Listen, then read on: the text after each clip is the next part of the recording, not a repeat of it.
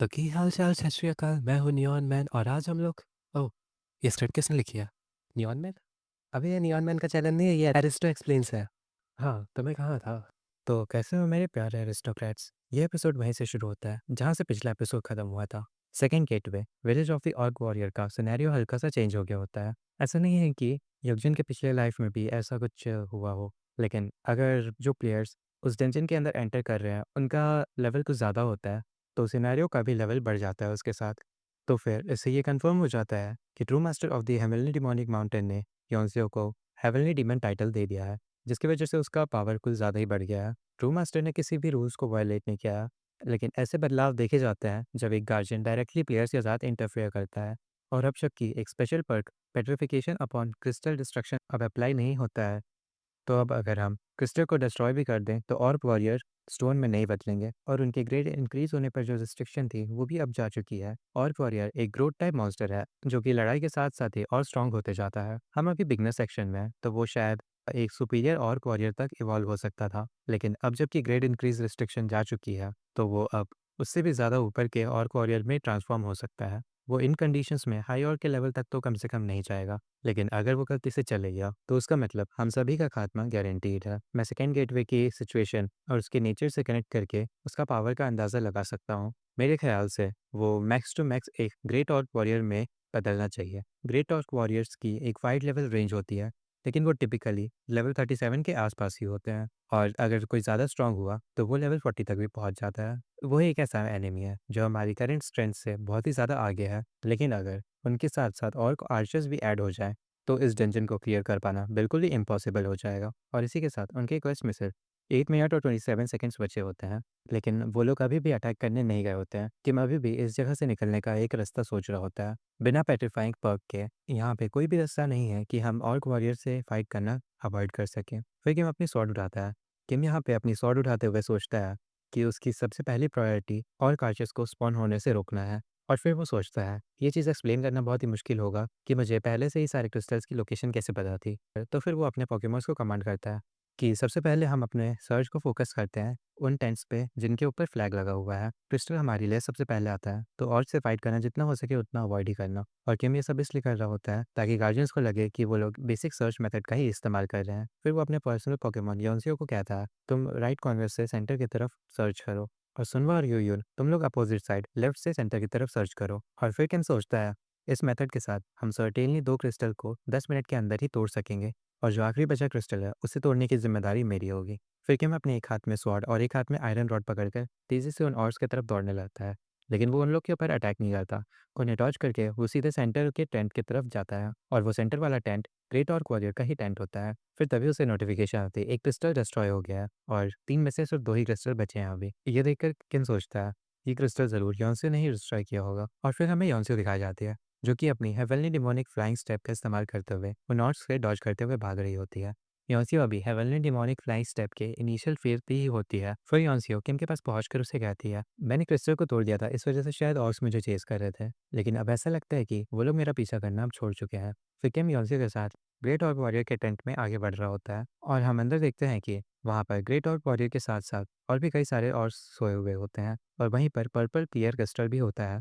उनका original plan उसे destroy करने का था, लेकिन अब जबकि पेट्रीफाई पर और एक्टिव नहीं है तो वो लोग एक बैटल अवॉइड नहीं कर सकते। तो उस केस में किम अपनी इन्वेंट्री से एक बैग निकालते हुए योंसियो से कहता है तुम ध्यान से सुनना, मैं अब तुम्हें बताऊंगा कि हम इससे कैसे क्लियर करेंगे। फिर हम देखते हैं कई सारे और को दौड़ते हुए, और वो लोग यूयुन और सुनवा के पीछे दौड़ रहे होते हैं, और यूयुन और सुनवा भी काफी मुश्किल से उन लोग से बच के भाग रहे होते हैं। फिर किम यूयुन और सुनवा को आवाज लगाते हुए कहता है तुम इन और के ग्रुप को गोल गोल घुमाओ और उनके ध्यान को अपनी तरफ ही रखना। और वो योंसियो से कहता है कि तुम उन्हें एक के बाद एक मारते जाओ, और इस बात से केयरफुल रहना कि तुम उनका ध्यान सुनवा से अपनी तरफ ना खींच लो। फिर हम देखते हैं योंसियो एक के बाद एक सभी ऑर्क्स को मारने लगती है, और फिर हमें किम की स्ट्रेटेजी बताई जाती है सुनवा और यूयुन तुमसे काफ़ी ज़्यादा स्लो है, तो वो लोग डेफिनेटली अपने पीछे पीछे ऑर्स को यहाँ लेकर आएंगे। तो उसी टाइम पे तुम उन ऑर्स के ऊपर अटैक करोगी योंसियो, और तुम्हें उनको मारना नहीं है, तुम्हें बस उनको इंज्योर करना है। और योंसियो लगातार एक के बाद एक ऑर्क को इंज्योर किए जाती है अपनी स्किल स्विफ्ट स्ट्राइक का इस्तेमाल करते हुए। योंसियो एक के बाद एक सभी ऑर्स को इंज्योर कर ही रही होती है कि तभी बीच में सुनवा आ जाती है और उसे ध्यान से देखने को कहती है। अपनी प्लेटिनम शील्ड ऑन करके सुनवा योंसियो को एक ऑर्क के अटैक से बचाती है,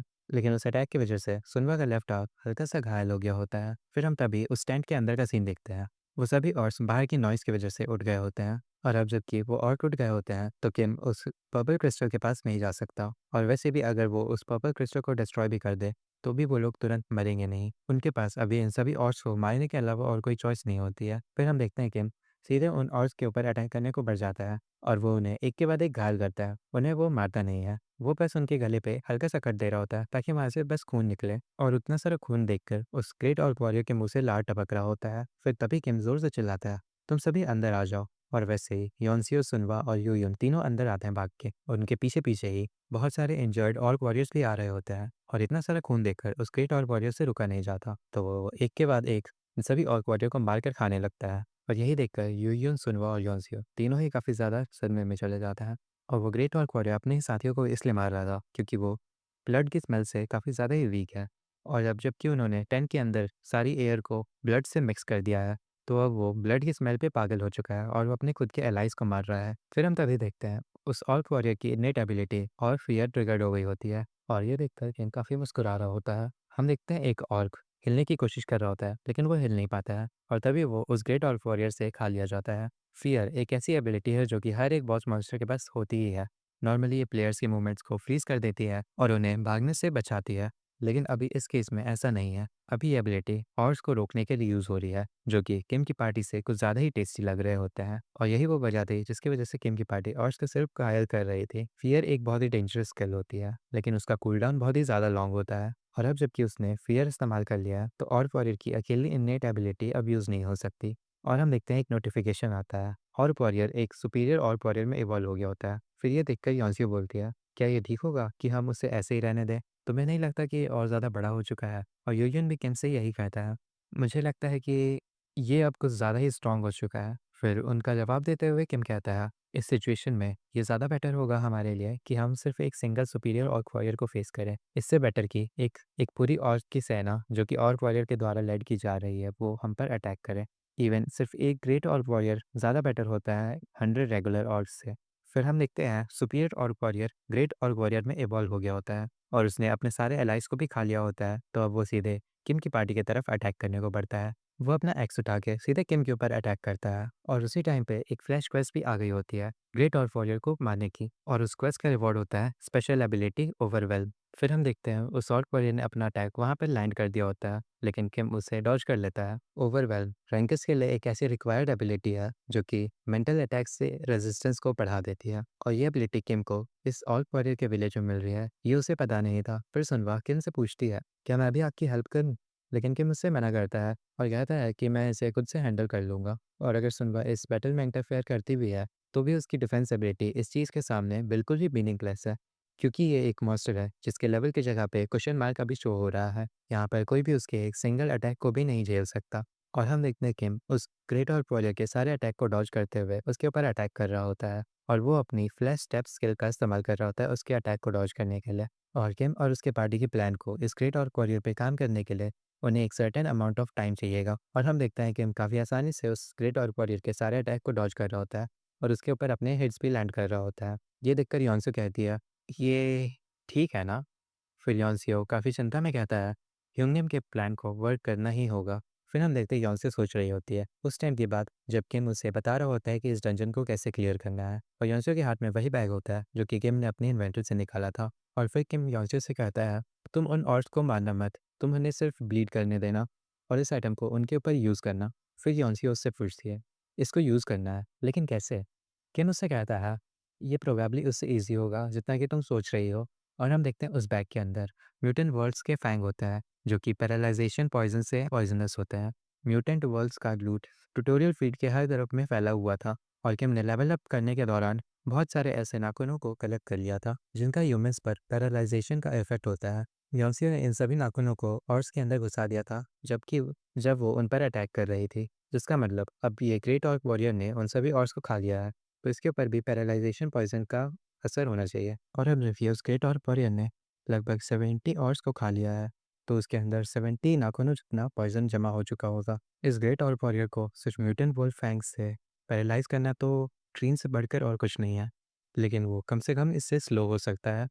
और हम देखते हैं कि उस ग्रेट ऑर्क वॉरियर के सभी अटैक्स को डॉज कर रहा होता है और उसके ऊपर अपना अटैक भी हिट कर रहा होता है। फिर हम देखते हैं किम तभी अपनी पार्टी से कहता है, अभी फिर तभी यॉन्सियो उस ग्रेट ऑर्क वॉरियर पर अपना एक अटैक हिट करती है, लेकिन उस अटैक को ग्रेट ऑर्क वॉरियर अपने हाथ से ब्लॉक कर लेता है और यॉन्सियो के उस अटैक से उस ग्रेट ऑर्क वॉरियर पर एक भी डैमेज नहीं आई होती है। वो ग्रेट ऑर्क वॉरियर अभी बस स्लो ही हुआ होता है। उसके अटैक और डिफेंस का जो भी एडवांटेज उनके ऊपर था, वो अभी भी उतना का उतना ही है। ये बात सिर्फ यहाँ के प्लेयर्स को ही नहीं, बल्कि ग्रेट ऑर्क वॉरियर को भी पता थी कि अगर वो अपनी बॉडी को अपने अकॉर्डिंग मूव नहीं भी कर पाता, तो भी वो इन कीड़े जैसे ह्यूमंस को खा सकता है। इस समय पर ग्रेट ऑर्क वॉरियर पूरी तरीके से कन्विंस था कि वही यहाँ पर इकलौता प्रेडिएटर है। ग्रेट ऑर्क वॉरियर अभी ज़रूर यही सोच रहा होगा कि ह्यूमन मीट आखिर कैसा टेस्ट करेगा। इस पॉइंट पर अगर किम अपनी स्वॉर्ड को उसके आँख में भी घुसा दे, तो भी वो उसे काफ़ी ज़्यादा इंजर नहीं करने वाली। अभी के टाइम पर इकलौती ऐसी जगह जो कि वल्नरेबल है, वो सिर्फ उसका मुँह है। और हम देखते हैं किम अपनी स्वॉर्ड को सीधे उसके मुँह में घुसा देता है, जिसकी वजह से वो अपना मुँह पकड़कर नीचे बैठ जाता है। उसने पहले ही फाइट के बीच में उसके मुंह में एक आयरन बार का टुकड़ा अटका दिया था, ताकि वो अपने मुंह को बंद ना कर पाए। फिर वो यूयन से कहता है, यूयन तुम केयरफुल रहना कि तुम गलती से आयरन बार के ऊपर अटैक ना कर दो। और हम देखते हैं यूयन सीधे उसके मुंह पर ही जाकर अटैक करता है और एक के बाद एक लगातार उसके ऊपर पंचेस मारते रहता है। वो उसे बिना साबुन पानी के ऐसे धो रहा होता है जैसे धोबी कपड़े को धोता है। और फिर लास्ट मोमेंट पर योंसी अपनी स्किल सिंगल हिट फिनिशर का इस्तेमाल करते हुए उस ऑर्क वॉरियर को ख़त्म कर देती है।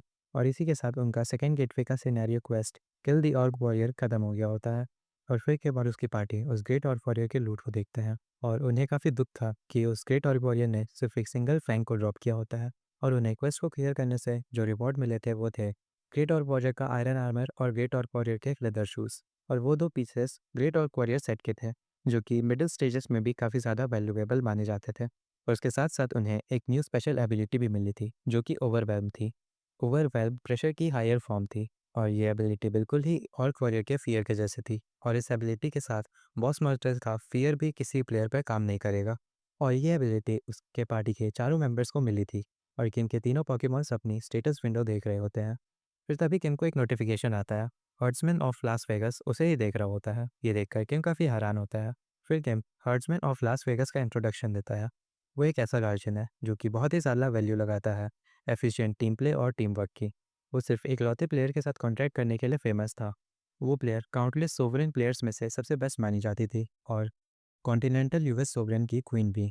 उसका नाम गोल्डन पिरामिड मिशेली था। और हर्ट्समैन ऑफ लास वेगस ने उसे ग्रेट और वॉरियर्स के लेदर पैंट्स भेजे होते हैं स्पॉन्सरशिप के तौर पर। और इस वक्त पर किम के पास ग्रेट और वॉरियर सेट के 3 पार्ट्स हो गए थे। ये देखकर किम सोच रहा होता है, एक गार्जियन जो कि सिर्फ यूएस सर्वर में इंटरेस्टेड था, वो अभी मुझे दिख रहा है। और इसी की वजह से उसके पास अब ग्रेट और वॉरियर सेट का पूरा वर्जन आ गया होता है। फिर हम एक और को एक स्वॉर्ड से बढ़ते हुए देखते हैं और एक नोटिफिकेशन आता है, सियोल स्टेशन डंजन अंडरग्राउंड का सेकेंड फ्लोर क्लियर हो गया होता है और उसे एक डंजन टाइटल मिला होता है, ruler of the Seoul station dungeon. और हम देखते हैं उस ऑर्क को किम ने अपनी स्वॉर्ड से मारा होता है और सुनवाई ये देखकर काफ़ी खुश होती है। वो कहती है, ये हमने इसे क्लियर कर दिया। फिर तभी काउंटडाउन स्टार्ट हो जाता है। उन्हें 30 सेकंड्स के अंदर ही डंजन से ही निकलना होता है। फिर यूयन भी कहता है, चलो कम से कम ये कंप्लीट हो गया। और योनसियो अपने बॉडी को स्ट्रेच करते हुए कहती है, ये अच्छा होगा कि हम सीधे अब 3 दिन के लिए रेस्ट पे जाएं। और काउंटडाउन अभी भी चल रहा होता है। उन्हें डंजन को सिर्फ 20 सेकंड्स के अंदर ही लीव करना होता है। लेकिन तभी किम की नज़र एक पोर्टल पर जाती है। वो उसे देखकर कहता है, वो कैसा पोर्टल है? फिर तभी किम के तीनों पोकेमॉन्स भी उसके तरफ देखते हैं और पूछते हैं, क्या एक पोर्टल? फिर यूयुन कहता है, आ, आप किस बारे में बात कर रहे हो? मैं कुछ नहीं देख पा रहा उधर। सुनवा भी कहती है, आखिर क्या है उधर? क्या वहाँ पर कुछ है? ये देखकर किम हैरान था कि उसके पोकेमॉन्स उस पोर्टल को नहीं देख पा रहे थे। और डंजन का काउंटडाउन भी चल ही रहा होता है। अभी सिर्फ 13 सेकंड्स बचे होते हैं।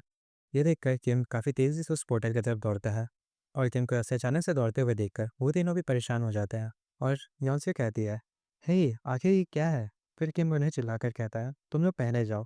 और वो सोच रहा होता है, अब यहाँ पर कोई भी डाउट नहीं है, ये एक हिडन पीस है जो कि सिर्फ मैं ही देख सकता हूँ। और हम देखते हैं जब सिर्फ 3 सेकंड्स बचे होते हैं, उसी मोमेंट पर किम उस पोर्टल के अंदर चले जाता है और एक नोटिफिकेशन आता है, entering a special hidden piece forest of unknowns.